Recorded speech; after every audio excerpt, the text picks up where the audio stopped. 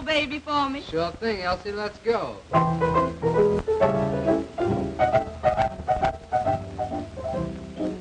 You must have been a beautiful baby. Why, you must have been a wonderful child. When you were only starting to go to kindergarten, I'll bet you drove the little boys wild. And when it came to winning blue ribbons, you must have showed the other kids how. Why, I can see the judge's eyes as he handed you the prize. I bet you made the kiss bow, 'cause you must have been a beautiful baby. 'Cause baby, look at you now. Why, you must have been a beautiful baby. Why, you must have been a wonderful child. 'Cause when you were only starting to go to kindergarten, I bet you drove the little boys wild. And when it came to winning blue ribbons, why, I bet you showed. Why, I can see the judge's eyes as he handed you the prize. Bet you made the cutest bow, 'cause you must have been a beautiful baby. 'Cause baby, look at you now.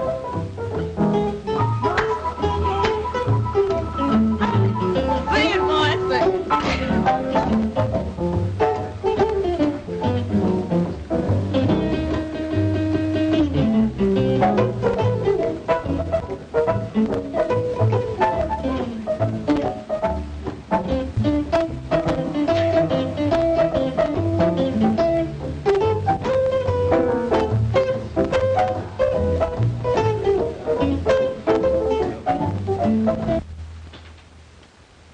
Come in.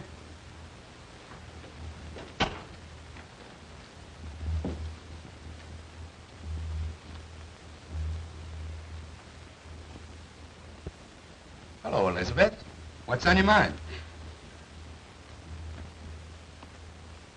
Heavens.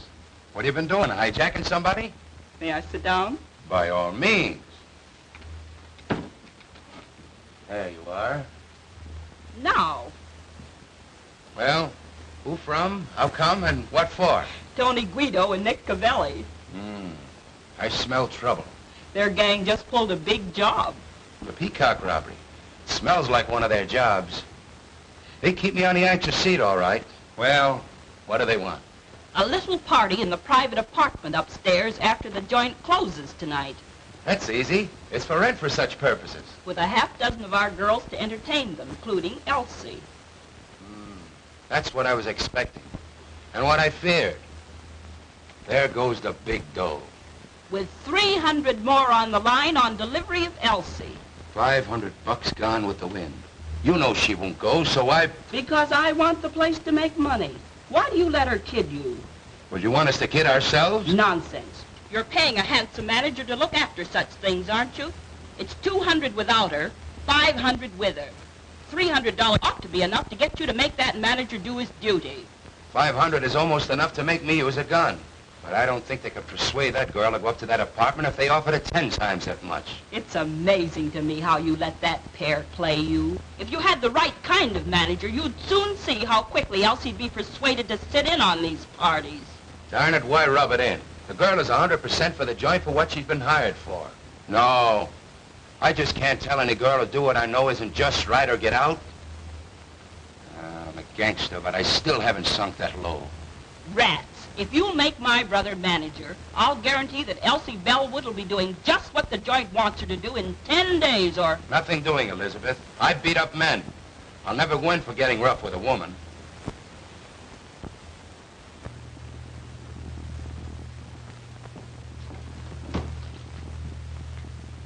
Oh, Mr. Farina. Yes? Step here a minute, please. Get a load of that specialty.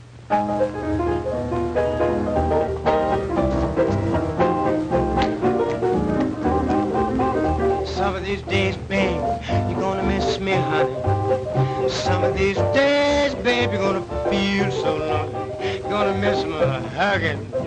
You're gonna miss my kissing. You're gonna miss me, baby, when I'm gone away. You're gonna feel so lonely, baby, just for me only. For you know, baby, you done had your day.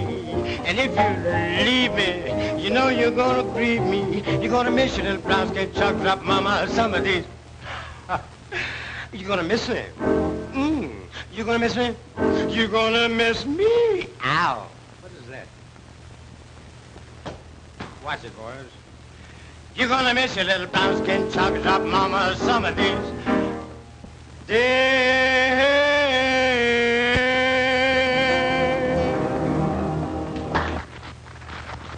A manager should be able to entertain in case you come up short of an act some night.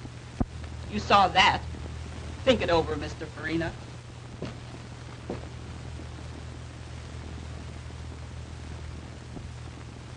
As I started to say, Elsie's a good performer, and they like her. What? She's too high hat. What do you mean, too high hat? Well, I mean that she should sit in on some of these parties. Many of our customers are always asking her to. You understand, eh, Hadnot? And, but is that just right? You know that not Elwood, she's a good performer. Pleases everybody with her singing and dancing. So don't you think that's quite enough? Of course, but the other girls go in for it, so why not her? That's her business. I hired her to do just what she's doing. If she wanted, I couldn't stop her. But if she doesn't... I understand all that. But if we could promise some of them a date with Elsie, say, many would be willing to spend more dough. As I said, that's up to Elsie. But you mustn't expect me to try to persuade her. And I hope, too, that the Poodle Dog Cafe hasn't sunk so low until a decent girl can't work here. Ah, don't be so arbitrary, Hadnot. Many of the people who come here call themselves slumming. And if they want to date up a few of the girls for a little party afterwards, it means more dough for the joint. You understand? Of course I do, Farina. And they do it right along. But you were speaking about Miss Bellwood. And I merely said that if she doesn't want to go out on any, I'm not going to argue and abuse her about it. Good evening, Mr. Grady. What's the matter? Oh, nothing much. I was just trying to show Hadnot that if Elsie would consent to sit in on some of these parties, it would help the business. Of course it would. What did Hadnot say about it? He said it was up to her. Well, he should make her. Who is she if she can't help us make more money? The other girls are always willing. That's what I try to show him. But all I could get is, it's up to her. I'll talk to Hadnot myself. Oh, Mr. Hadnot. Yes? Will you please step in here a moment? Of course.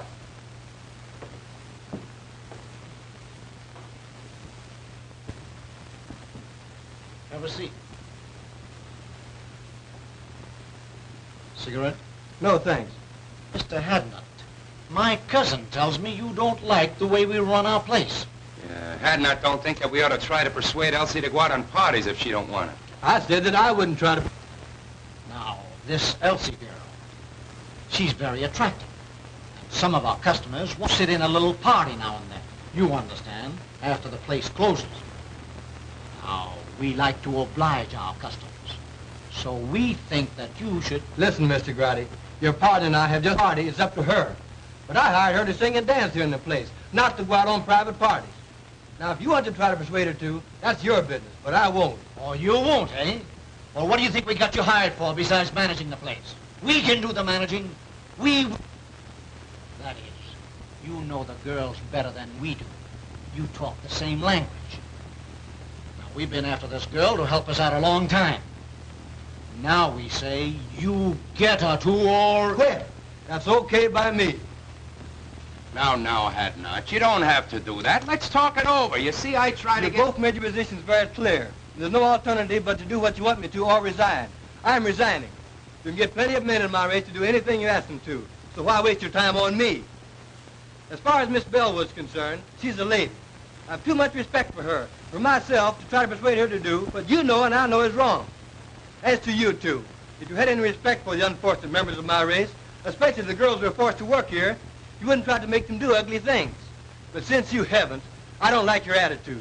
I'm quitting. Good day.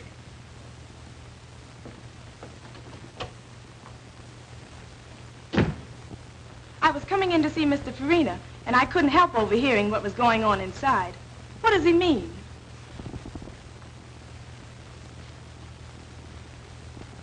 It means that I'm leaving, Miss Bellwood. You leaving? But why? If you overheard much of the conversation, you ought to know. It's because of you. I'm sorry. But you mustn't. You can't.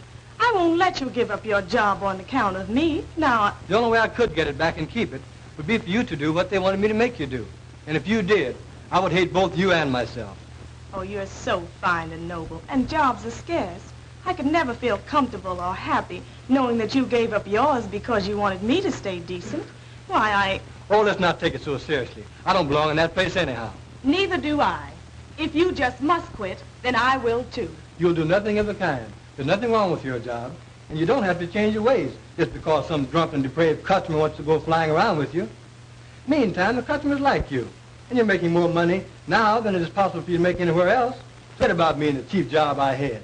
But don't you understand that I understand all about what you want to say, but the fact is, I've been appointed to a job on the detective force. I was going to quit the first of the month anyhow. The prosecuting attorney is anxious to break up the cabaret racket, and their efforts to force you to be bad, whether you want to or not, should be a part of it. Anyway, I've got a better job, so go in there and do your work, and keep on being nice. I like you that way.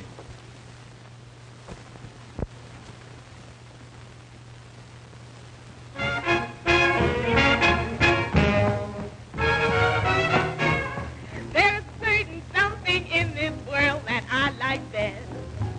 I depend on one thing for my total happiness. No, it isn't money. No, it isn't fame. You may think it's funny when I start to explain. Got no shoes on my feet, ain't got nothing to eat, but I've got a heart full of rhythm. Not a dime to my name, but I'm rich just the same, for I've got a heart full of rhythm. Now when the skies are gray and everything's wrong, I find my way by singing a song. Let the great think I'm small, I laugh at them all, 'cause I've got a heart full of rhythm. Got no shoes on my feet, ain't got nothing to eat, but I've got a heart that's full of rhythm. Not a dime to my name, but I'm rich just the same, for I've got a heart full of rhythm. Now when the skies are gray and everything's wrong, I find my way by singing a song.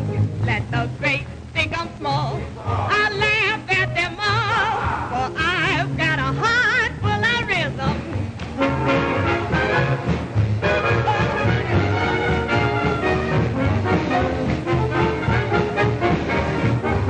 Now let the great think I'm small, I laugh at them all, but I've got a heart full of rhythm.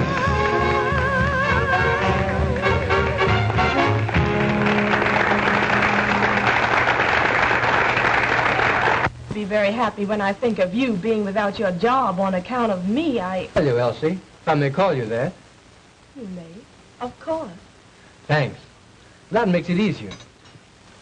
Getting back to what we were talking about, I was trying to tell you that I didn't care.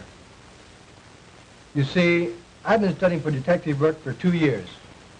It comes under civil service. I took the examination. Thing is all right. I don't have to worry about a job for me any longer. With a better job, I can do more good. Naturally, I'm glad that I can now be more independent and stand up when the occasion rises for decent girls like you. I sure like you for that, and I shall always respect you. I hated to think that you had to suffer any inconvenience or embarrassment on my account. However, I like to think that the Negro race have such a terrible time. If we had a few more girls like you, maybe it wouldn't be as hard as it seems. By the way, did you happen to notice anyone hanging around to take my place? Yes, those Landry boys. Incidentally, distant relatives of mine. They're made to order for dirty work. They'd hardly stop at murder. So, I may have to quit after all. No, the customers like you too well. Just you stand pat, and they'll soon quit trying to persuade you. I hope you're right. It was bad enough for the help while you were there. But with those outfit like my relatives in charge, well, I shudder when I think what those poor girls will have to put up with now. you don't need to. I'm on the getting out side. I can be out in a jiffy and upstairs before you can get around on this side. I want to thank you for a fine evening. But if I find out that you're lying about that detective job, I'm going to make you let me do something that I never thought I'd ever do. Take care of a man.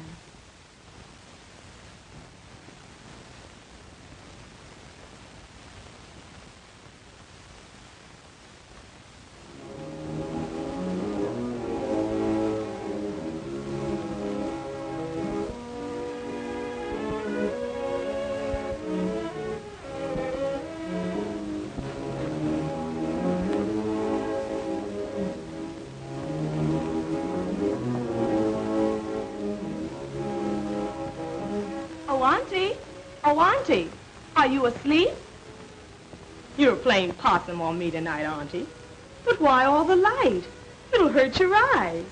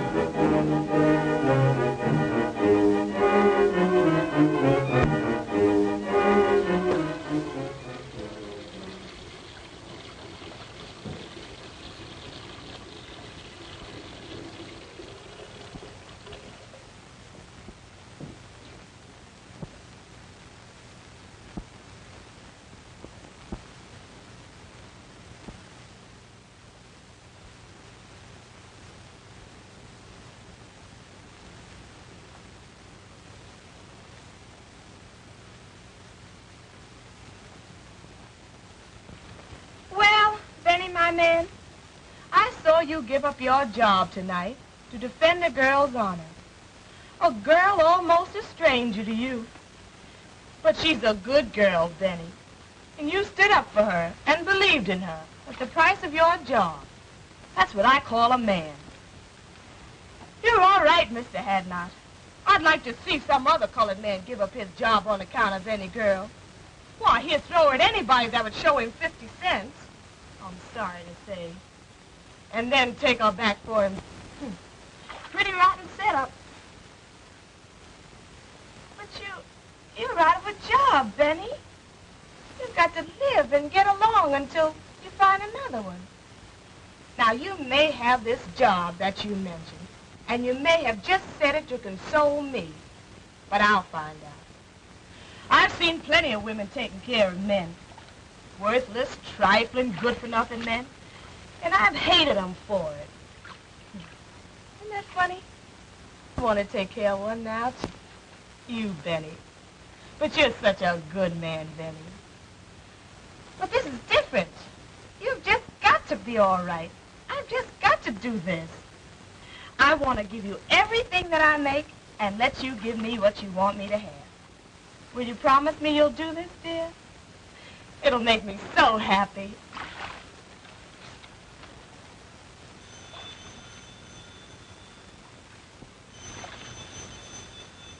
The phone. That's strange. I wonder who could be calling at such an hour.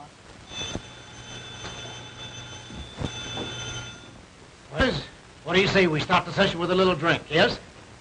Okay by us, boss.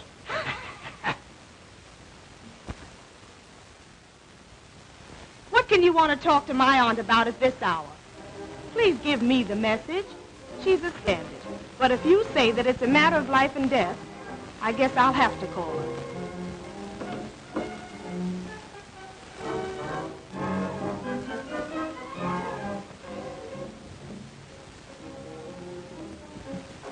Oh, Auntie.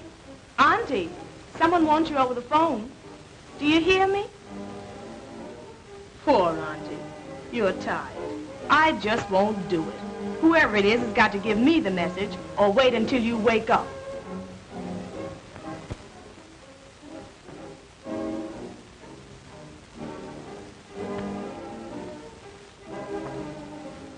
Hello? Hello? Hello? Hello? Hello? Hello? That's strange.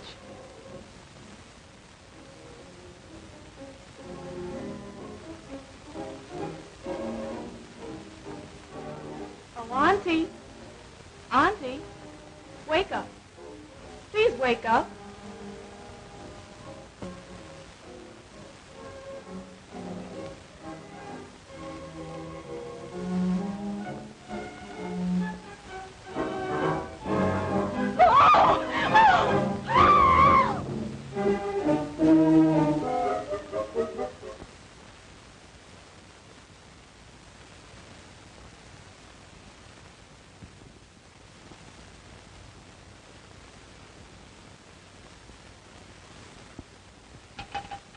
Operator! Operator! Get me the police station, please! Quick! You say you arrived home about 3 a.m. and thought upon seeing your Aunt laying as we discovered her that she was asleep? I thought she was asleep.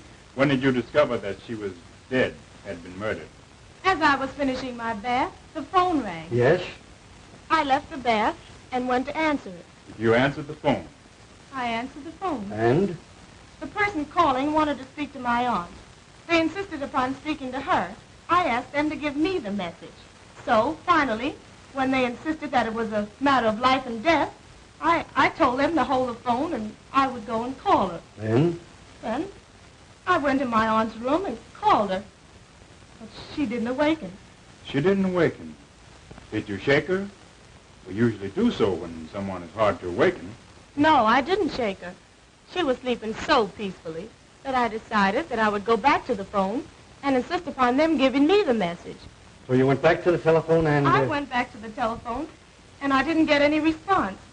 The person calling had hung up. Had hung up? I tried and tried, but I couldn't get any answer. You're quite sure that no one answered? Positive. That aroused my curiosity. I began to feel suspicious.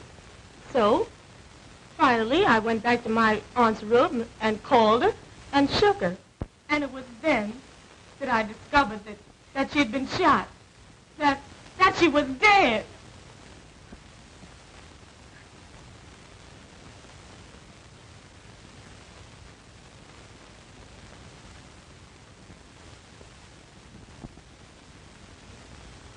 Well, what do you think of her story?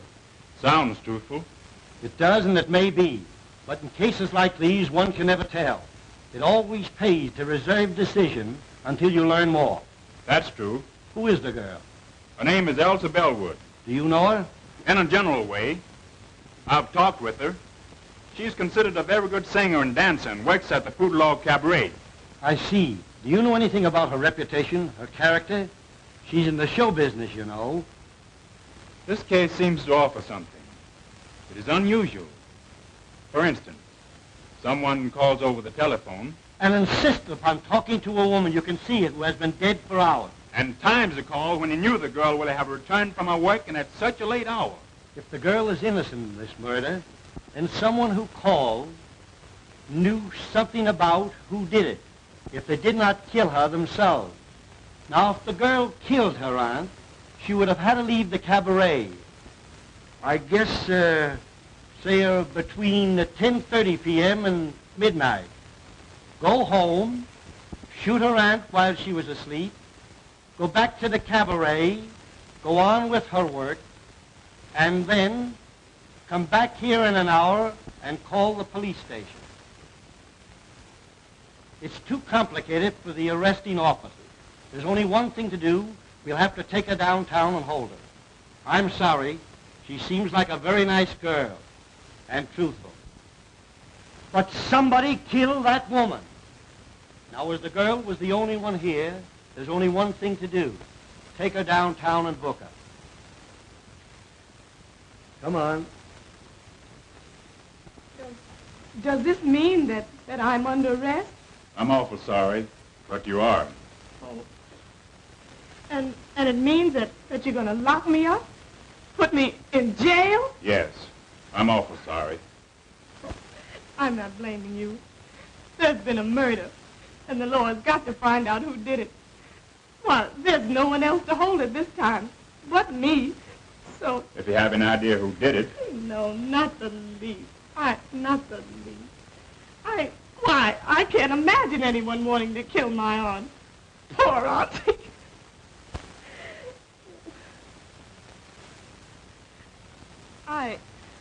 I was thinking of myself. I've never been arrested before. And now they're holding me for something that I don't know anything about.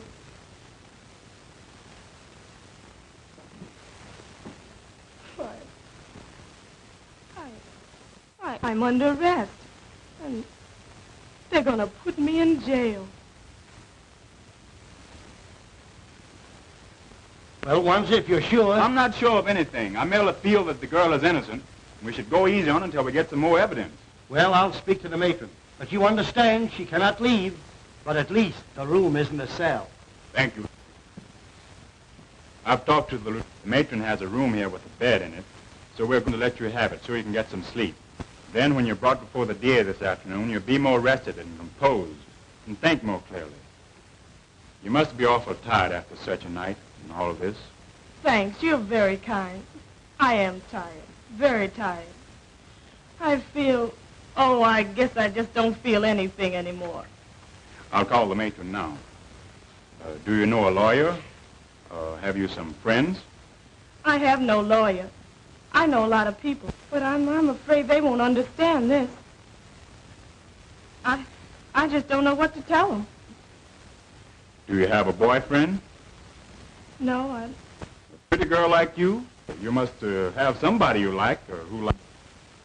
Oh, I didn't say that I didn't know anybody. I know a man, but I don't... He would come closer to under than anybody else. If you have a pencil, I'll give you his name and address.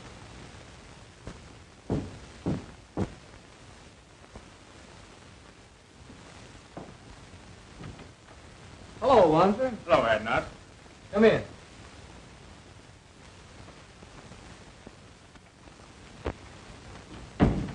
Have a seat. If Miss Bellwood didn't want to go on these private parties, and you know what that means, I wouldn't make her go.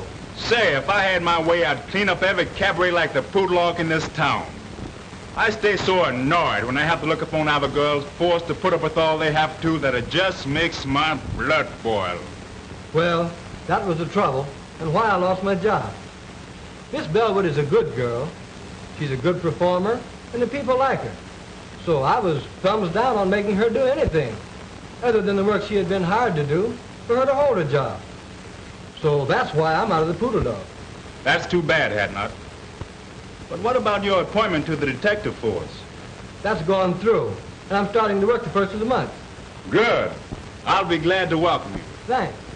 But getting back to the girl, can you imagine her committing a murder? We couldn't even force her to go on a private party. I'm positive that she doesn't know anything about it. But this is the law, so you see what we are up against. Sure, I understand. Well, get your things on and come on down to the station with me, and we'll see what we can do. Of course. I'll be ready in a few minutes. Come in.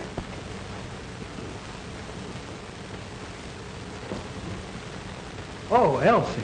Benny, Can you imagine such a terrible happening? And to you. Mr. Wanzer brought me the news. I'm so sorry for you. Oh, yes. Mr. Wanzer has been very kind. Let me thank you again, Mr. Wanzer. I'm glad to have been of little help. I imagine you and the young lady would prefer to discuss this between yourselves. So you will please excuse me. Thanks. Now let's have a seat and you can tell me all about it.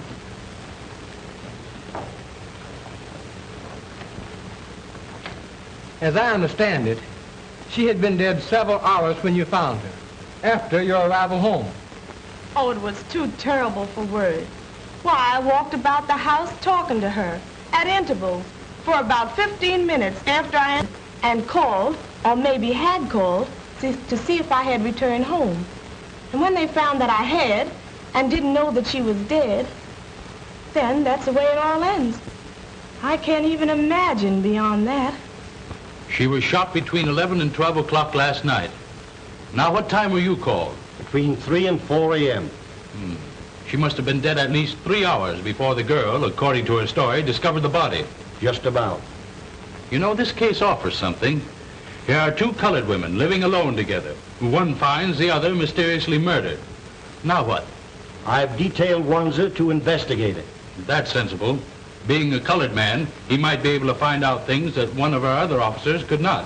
And I expect him to uncover something by this afternoon. Come in.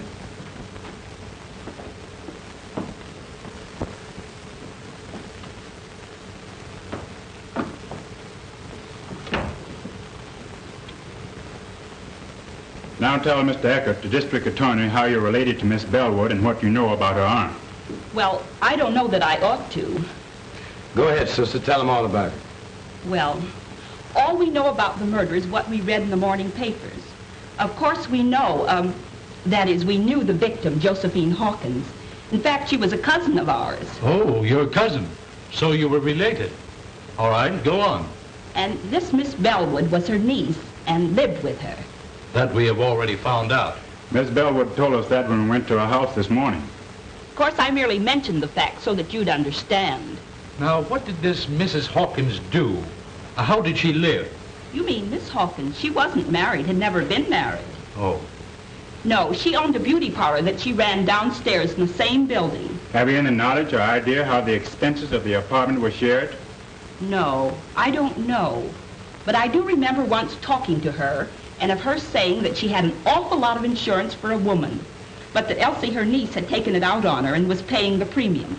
So she was heavily insured, and her niece, whom we are holding here, paid the premiums, even had the insurance taken out. That's what she told me. Just when did she tell you that? Oh, 3 or 4 months ago, I'd say. That, of course, could be a motive for the murder. But we want to know more, Mrs. Green. The whole story. All you know. It's all right, Elizabeth. Go on. Tell them all you know. Well, Now, just a minute. Come here. You keep telling her to talk. How about you doing some talking yourself? What are you ordering her to tell? What do you know? Well, you see, I just got a job to manage the Poodle Dog Cafe last night. Oh, I see. You got a job to manage the Poodle Dog Cafe, and you got it last night. So what? Yes, he must tell all he knows. A murder has been committed, and the law must find the guilty persons. So tell all you know, if anything, about it. Well, we don't know anything much, mister. But you said the murder was committed between 11 and 12 o'clock last night. We were at the Poodle Dog Cafe from 9 o'clock last night, waiting to see Mr. Farini and Mr. Garotti about this job. At around 11 o'clock, I...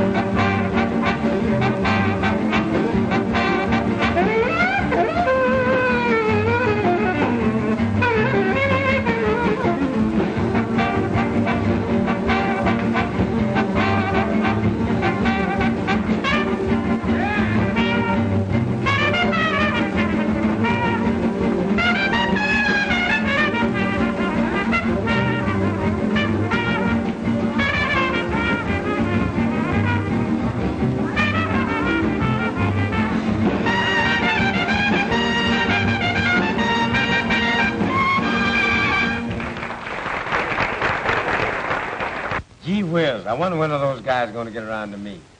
We've been waiting here for 2 hours. I'm getting tired. Well, go on outside and catch some air. But we're going to keep on waiting until they send for you if it takes all night. All right, I'm going outside. I'll go along with you. What time is it, anyhow? 8 minutes to 11. Now, how long are you going to stay out there in case they send for you? Oh, I don't know. 5 or 10 minutes. All right. I'll expect you back in 10 minutes. Be sure you're back in 10 minutes, however. And I hope you get back before they send for you. So do I.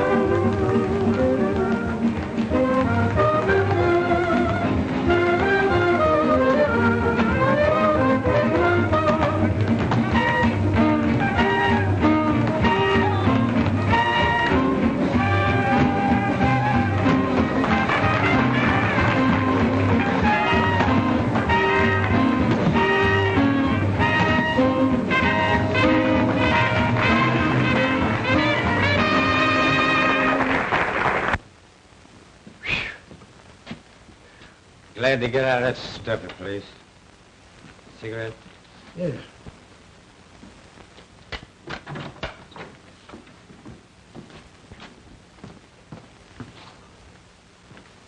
Oh, taxi! Drive me to 1415 Yandy Street, please. Quick! I sent my brother back inside and asked him to call me if I was sent for. It was pleasant outside, and I hung around half an hour. It was perhaps 25 or 30 minutes later when...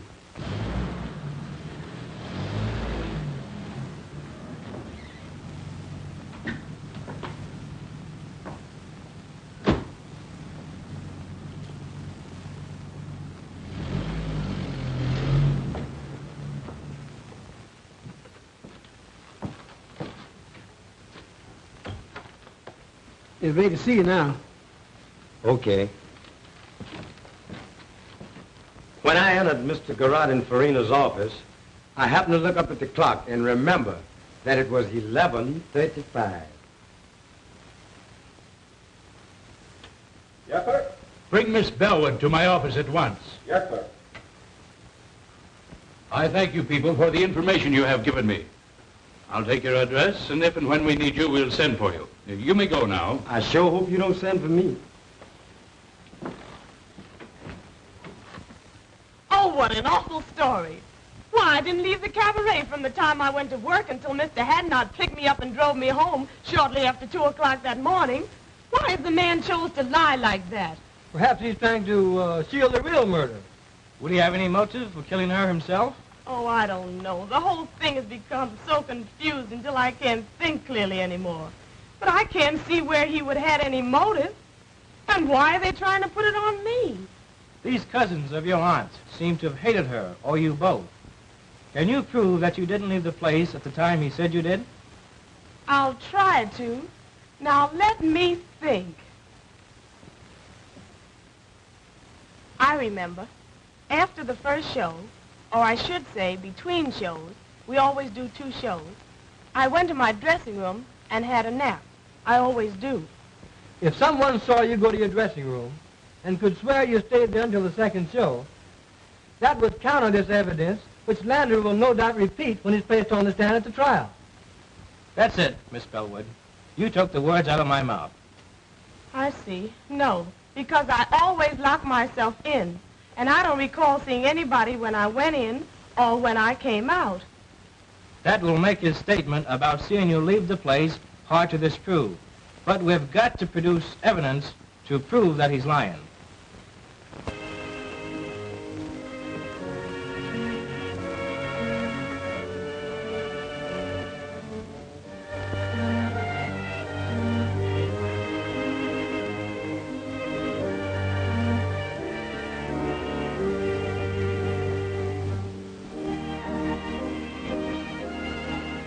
Darling. There's no use, Benny. Why give me false hope? Just leave me here to slowly succumb to this living death. I want to forget that I was ever born, and that I ever had any hope, and that I was ever a free person, once happy and hopeful. I can both understand and appreciate your hopelessness and despair, Elsie. But I want to tell you, dear, that I love you. Have loved you long before you even knew it. And that I've dedicated my life to righting this great wrong and setting you free. Since you didn't kill your auntie, somebody else did. So you see, I must ultimately succeed. And I will succeed. Oh, what you say sounds so beautiful, Benny.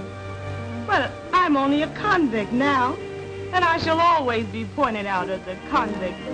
You're a victim of circumstances, Elsie. You're not the first person to suffer this misfortune.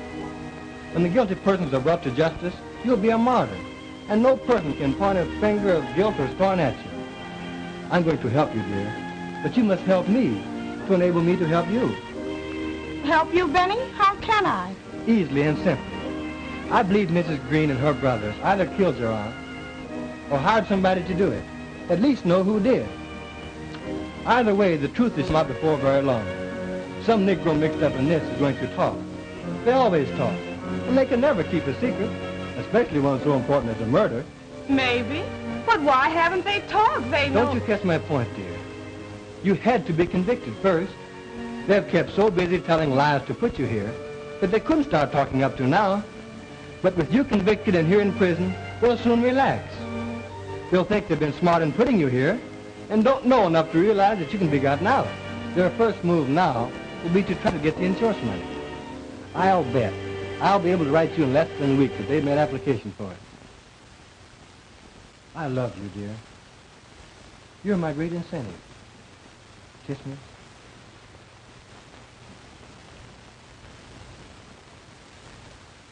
Well, how are you, Mr. Wanzer? Would you have a chair? Sit down here. You told me once that Mrs. Green's husband had been in love with your aunt many years before, back in the South.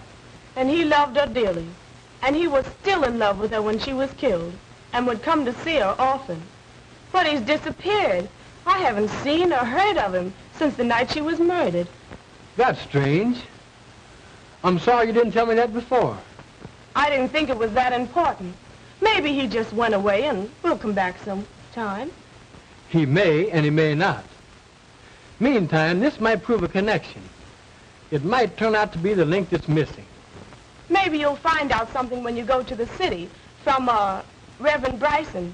He knew us all before we came from the South. Maybe you'll find out something from him about Mrs. Green's husband. Although it has been a long time since we came north. This looks like a lead. I'm going to follow it. I have a feeling we'll get somewhere. Now that this Elsie Bellwood has been convicted of murder and sent to prison for life, who will the company pay the money to? Oh, that will be decided by the court. In the meantime, this Green family, Elizabeth, John, and Clyde, have applied to it of next of kin. Oh, they have? So soon? Yes, I have the application papers here. You won't be paying them the money?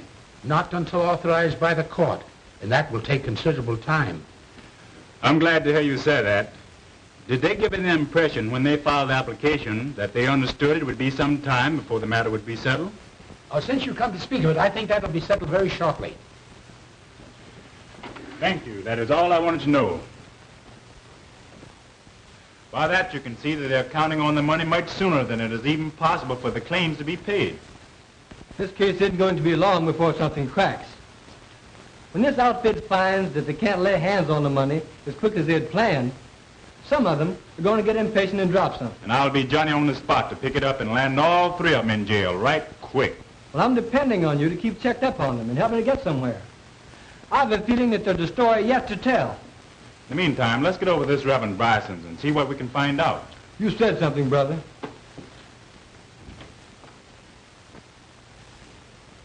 Be seated, gentlemen.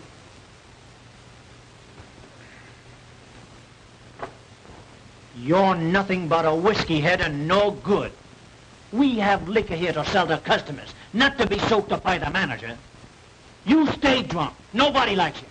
So you're through. Now get out.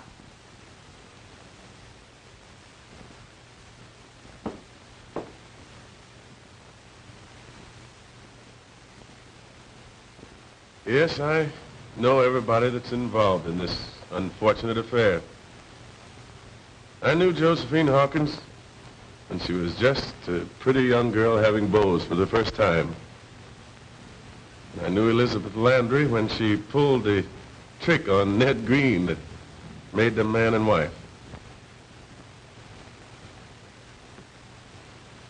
She says that she's going to have a baby and that I'm his father. Are you? Maybe I am and maybe I ain't. You know I ain't the only one that's been running around with her. Well, that's the chance you take, young man. She has you charged with fatherhood. There's no alternative. What do you mean there's no alternative? Well, I mean that you must marry the girl. But I don't love her. Never did and never will. You know who my girl is. You know who I've been going around with. And I ain't afraid to tell you that I love Josephine Hawkins. She wouldn't come up with no tale like this. Why should she want me to marry her when she knows that I'm in love with her cousin? Well, that I don't know, young man. Now, you admit that you've been having clandestine affairs with that girl. She charges you with being the father of her unborn child. If you do not marry the girl, she'll have you arrested and put you in jail. You have a very good reputation, and you shouldn't permit either yourself or the girl to be scandalized.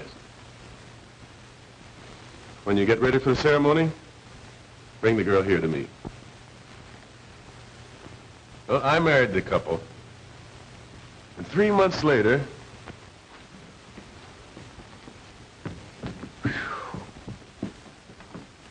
she lied. She's no more to become a mother than you are. She tricked me into marrying her, the dirtiest trick a woman could pull on a man. That's why I came to you to find out what could be done by it. well, you might ask for a doctor's examination, and if the examination proves what you say, I think the court would grant you an annulment. I don't want to wait that long.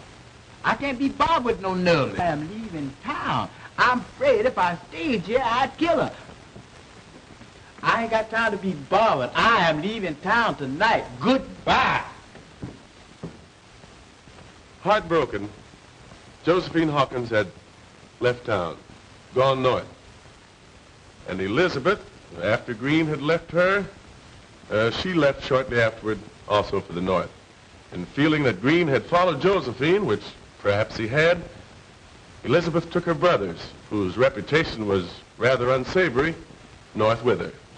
10 years later, I was transferred to my present charge.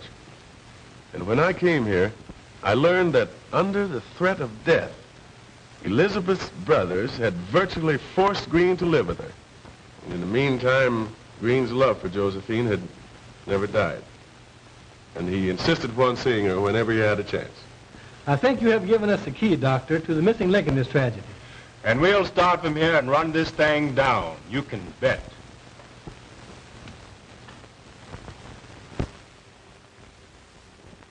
Here we are, broke, strapped. It may be months before we get this money, if at all, and you must keep pouring liquor down your dirty throat until the Italians get disgusted with you and kick you out. Oh, you make me sick. Well, what do you expect? You planned this whole thing. For 20 years, I've been a slave to your design. Ever since the time you tricked Ned Green into marrying you, everything has been subordinated to your convenience. The only way I've been able to keep up is to keep pouring a lot of rotten liquor in me. And I couldn't quit drinking. No, because I had that cheap job at the Poodle Dog Cafe. And just as soon as you get this money, I'll go out of your life forever. And you won't never need be bothered with me again. I'm sick and tired of the whole thing. And I'll be glad when it's through and all over with.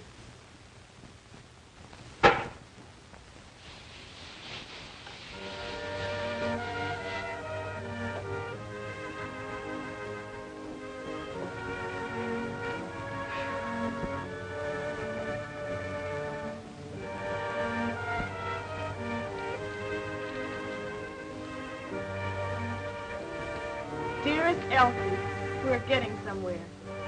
Very soon the case will be cracked wide open and you'll be free. In the meantime, now and always, dear one, that I love you. Love you. Benjamin.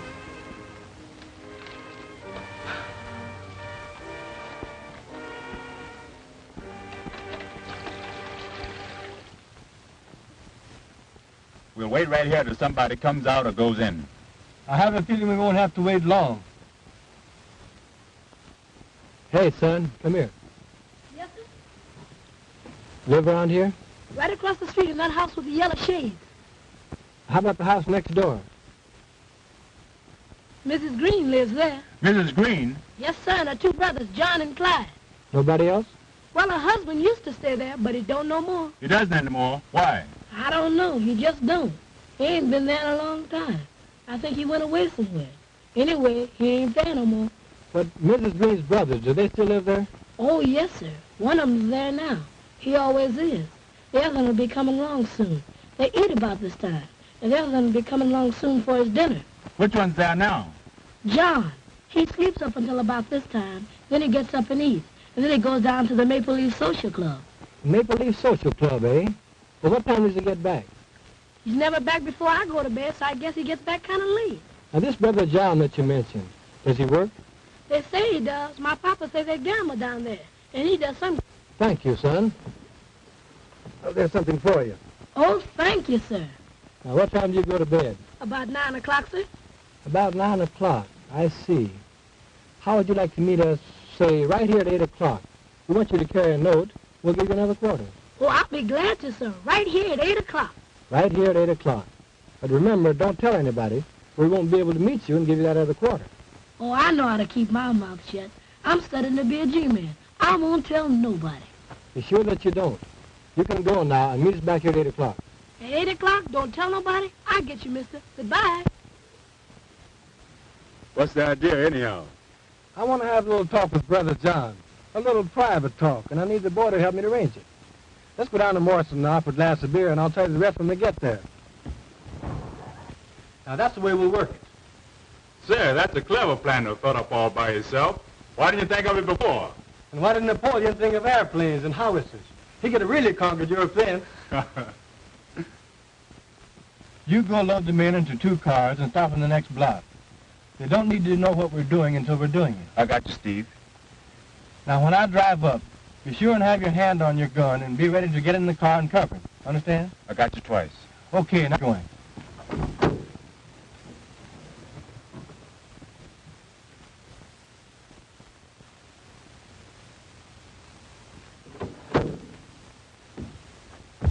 All right, mister. Here I am.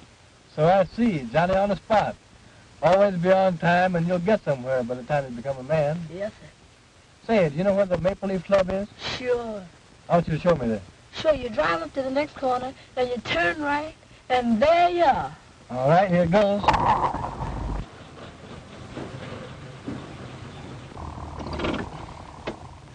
That's the club there, mister. Yeah? Well, go in there and see this man, John, and tell him that his brother wants to see him down there right away. You understand? Yes, sir. When you bring him here, I'll give you the other quarter. Now, when he's sitting here by me, you come around on this side of the car, and I'll slip it to you easy like. Yes, sir. Now, if you do just as I say and keep your mouth shut, it may be 2 quarters or half a dollar that I'll be giving you. Yes, sir. You can go now.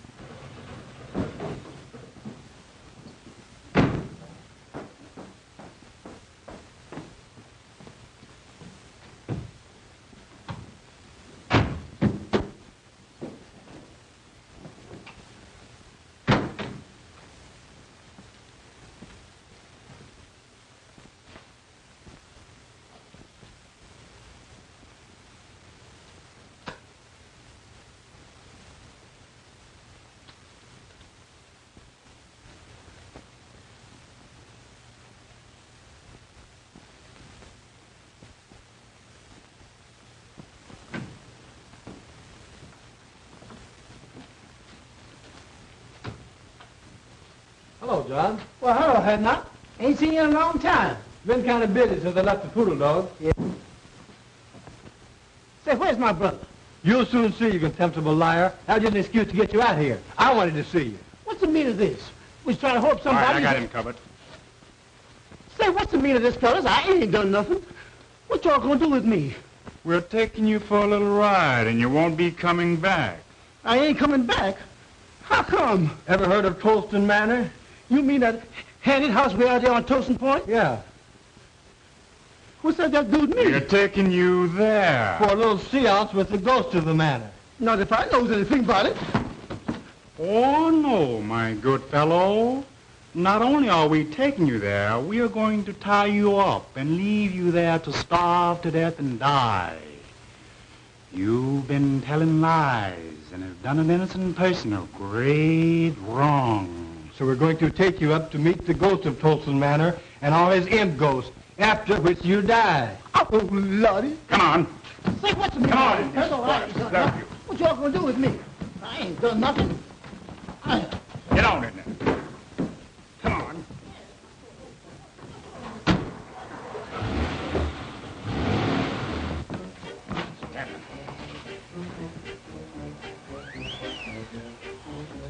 All right, Wanzer, make a light, please.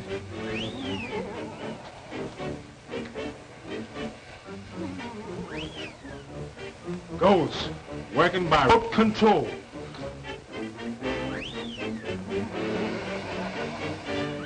I hear that the only living things that visit here are huge buzzards with pink necks and white gills who fly down through the chimney and pick the bones of liars like John here, whose lips have caused great suffering.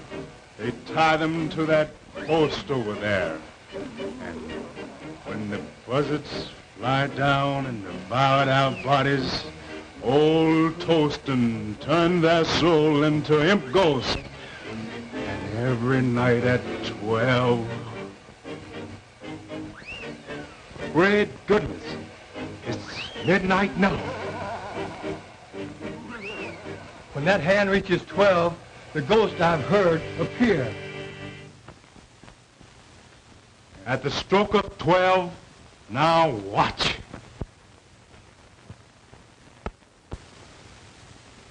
Well, that settles it. The party's over for a while, so we'll tie John up and leave him here and... Oh, please, man, please don't. Of course, if you care to do a little talking, tell us who killed Josephine Hawkins. We might decide to wait a while. If you promise them hands won't come back, I'll tell you anything, everything. Just don't leave me here. You're such a rotten, dirty liar until I hesitate to believe anything you say. You swore in court under oath, so how do you expect us to believe you out here? But I'll tell you why we brought you here, and why we're going to leave you here with these ghosts. You killed Josephine Hawkins. I killed who? Josephine Hawkins. And you lied about Miss Bellwood when you swore she left the cabaret and went home and shot her aunt. I didn't. What do you mean? I means I did lie about Miss Bellwood. So did my brother. But I didn't kill her aunt. Neither did my brother. I don't believe you. But we're going to tie you up and leave you here for the dirty lies you told on that poor innocent girl. We didn't kill her. I swears we didn't. But we did lie about seeing Miss Bellwood. And if you won't leave me here, I'll tell you all about it. Well, what do you think about it? Oh, I wouldn't believe this guy on a stack of Bibles. I don't see any use in wasting more time listening to this dirty liar. For if he'd lie enough to put an innocent girl into the penitentiary, we certainly can't afford to listen to him now. Please, man, won't you give me a chance? I didn't kill my cousin, but I did lie about it. I admit that, and if you promise you won't leave me here, I'll tell you all about how it was done. Shut up, you lying skunk. I don't heard you say. Wait a minute. After all, we can listen to his story, and if we still don't believe it, we can tie him up and leave him here. Oh, well, if you insist. All right, you rascal. But the moment I'm convinced that you're lying, we're going to tie you up and leave you here. I thank you, mister. I ain't going to lie. You can keep me here until you prove everything I says. All right. We're going to listen to your story. But we warn you that the moment it begins to sound fishy, it ends. And right here you stay. I'm going to tell you the whole story. And ain't one word of it going to be a lie. All right. Start from the beginning. Way back in the South, before any of you came north. Yes, sir. I sure will. Well, it started like this. My sister Elizabeth took Ned Green into marrying her. He was going with my cousin Josephine and was planning to marry her. But when Green learned the truth, he hauled off and left her and came north. Josie found out somehow Green was mad, so she hauled off and left too. My sister then followed Ned up north and brought me and my brother along with her. And lo and behold, she found Ned up here chasing around after Josie. That made her mad. So she had us go get him and scare him into living with her again. He tried to, poor fella, but he just couldn't get along somehow. You see, Ned was still in love with Josie and was always slipping out and seen her. Then, just before the murder... You've made a slave out of me all of my life. Why don't you let me be and give me a divorce so I can go and marry Josie? You know I love Josie and have loved her always. We would have been happy if it hadn't been for your lying lips. I'll not let you alone. And I dare you to try to get a divorce. If you even as much as start to try, I'll have my brothers break your ugly neck. Same thing, year after year, the same thing. Well, you ain't never made me love you, and I ain't gonna try no longer. I'm leaving you for good, and I'm going to Josie. And if she won't run away and live with me, I'll steal into the house some night and kill her, shoot her in the head, then kill myself. That's what I'm going to do.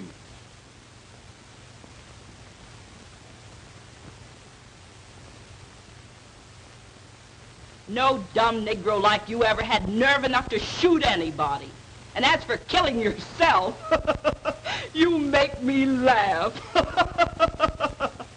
But my sister was mistaken that time. For the very next night, that was the night of the murder, when we returned home from the cabaret where we testified, we saw Elsie leave, then come back.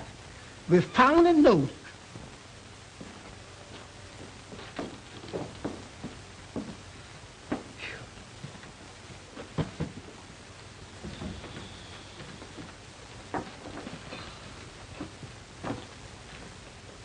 Hey, sis, where's the bottle? What about a little drink? Oh, go chase yourself. You've had enough liquor tonight.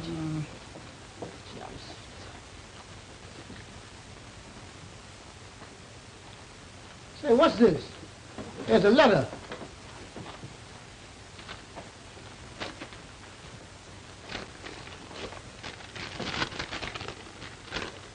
To my wife, I have done it. There is nothing to live for, so tonight I went to Josie's house and shot her through the head while she slept and turned on the light so her soul could find the way to heaven. With Josie dead, when you find this note, I will be dead too. I am going to tie a rock around my neck and jump off Tyndall's Bridge.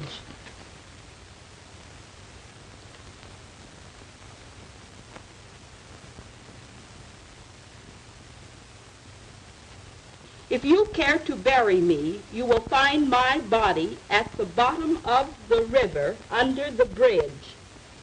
Unhappily, Ned. My sister then sat down and planned the rest. We knew exactly what time Elsie would come home. So she called up Cousin Josephine's house every 10 minutes, starting at 2 a.m.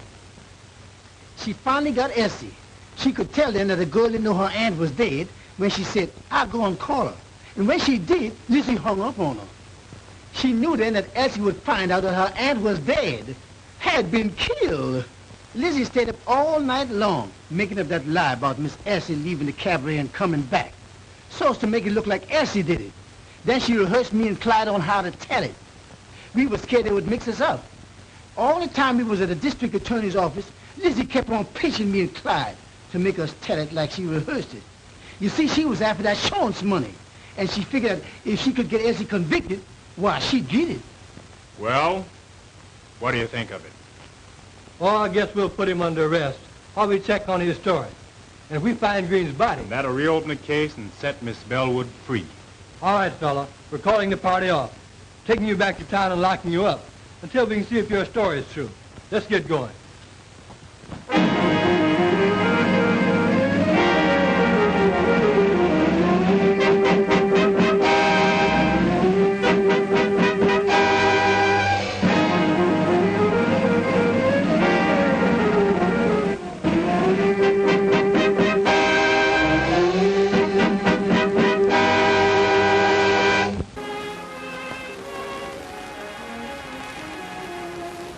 They're yours, dear. I'm giving them to you. Giving him to me? Well, what do you mean? Just what I say. They're yours, then, my darling husband. But Well, I'll explain. To begin with, I wouldn't have had them at all if you hadn't dedicated your life to the solution of the crime, which set me free.